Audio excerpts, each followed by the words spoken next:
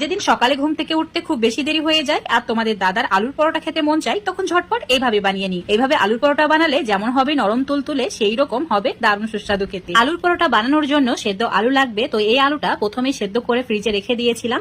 এখন এটাকে একটা গ্রেটার দিয়ে গ্রেট করে নিচ্ছি। এইভাবে গ্রেটার দিয়ে গ্রেট করে নিলে আলুর কোনো গোটা অংশ থাকে না আর খুব সুন্দরভাবে আলুটা গ্রেট হয়ে যায়। তো ঠিক এইভাবে গ্রেট করে নেওয়ার পর এর মধ্যে অ্যাড করে দিতে হবে এখন আটা। তো আটা দিয়েই পরোটাটা বানাবে। আটা দিয়ে পরোটাটা খেতে বেশি সুস্বাদু হয়। এখানে 1 কাপ আটা ভালো করে চেলে নিয়েছি। তারপর অ্যাড করে দিচ্ছি 2 চামচ মতো চিলি ফ্লেক্স। এখানে শুকনো লঙ্কাকে মিক্সারে দিয়ে চিলি ফ্লেক্স বানিয়ে নিয়েছি, সেটা অ্যাড করেছি। তারপর দিয়েছি ধনে পাতা কুচি, তার সঙ্গে 1/2 চামচ মতো জোয়ান। এইভাবে হাত দিয়ে ভালো করে ঘষে নিয়ে অ্যাড করবে। সেই সঙ্গে অ্যাড করে দিতে হবে সামান্য পরিমাণে কাসুরি মেথি, না থাকলে না দিলেও হবে। এবার দিয়ে দিতে হবে অল্প পরিমাণে গোটা জিরে, আর দিয়ে দিতে হবে আদা রসুন বাটা, হলুদ গুঁড়ো, সামান্য পরিমাণে জিরের গুঁড়ো, আর দিয়ে দিতে হবে স্বাদ মতো নুন। আলুর পরোটা আরো বেশি সুস্বাদু করার জন্য এখানে দিয়ে দিতে হবে 3 থেকে 4 চামচ মতো বেসন, আর এখানে ছোলার ডালের বেসন নিয়েছি। এবার সমস্ত কিছু এইভাবে মিশিয়ে নিতে হবে, আর এই কাজটা একটু সময় নিয়ে করতে হবে যাতে সমস্ত কিছু ভালোভাবে মিশিয়ে যায়। এবার এর মধ্যে অ্যাড করে দিতে হবে জল। তো এখানে প্রথমে 1 কাপ নর্মাল জল অ্যাড করছি, তারপর মিশিয়ে নিচ্ছি।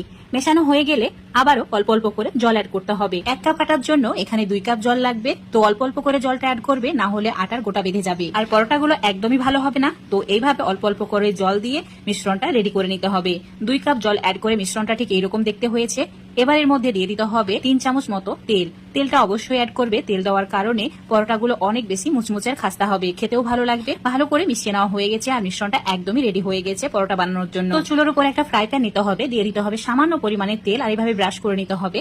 এখন অল্প করে 2 হাতা মিশ্রণ অ্যাড করে দিচ্ছি। তারপর হাতা দিয়েই হালকা করে একটু ঘুরিয়ে নেব যাতে এটা একটা রাউন্ড শেপ হয়ে যায়।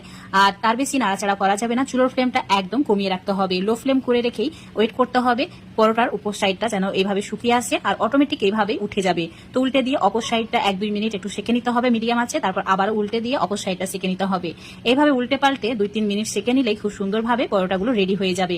অল্প করে এখানে তেল, বাটার, ঘি যেটা ইচ্ছা সেটা ব্রাশ করে নিতে পারো।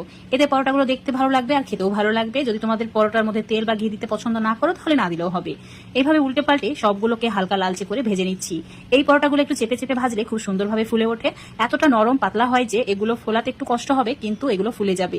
তো একটু টাইম নিয়ে ভেজে নিতে হবে। দেখতেই পাচ্ছ খুব সুন্দরভাবে ভাজা হয়ে গেছে আর বাকিগুলো একইভাবে ভেজে নেব। আজকের এই আলুর পরোটা রেসিপিটা এতটাই মজার হয় যে একবার এভাবে বানিয়ে খেয়ে দেখতে পারো। যে কোনো সময় অতিথি আপ্যায়নেও বানাতে পারবে। এইভাবে পরোটা বানিয়ে প্রিয়জনদের যদি খাওয়ানো হয়, যে খাবে সেই প্রশংসা করবে আর বারবার তোমাকে রিকোয়েস্ট করবে এইভাবে পরোটা বানানোর জন্য। দেখতে পাচ্ছ এই পরোটাগুলো কতটা লোভনীয় হয়েছে।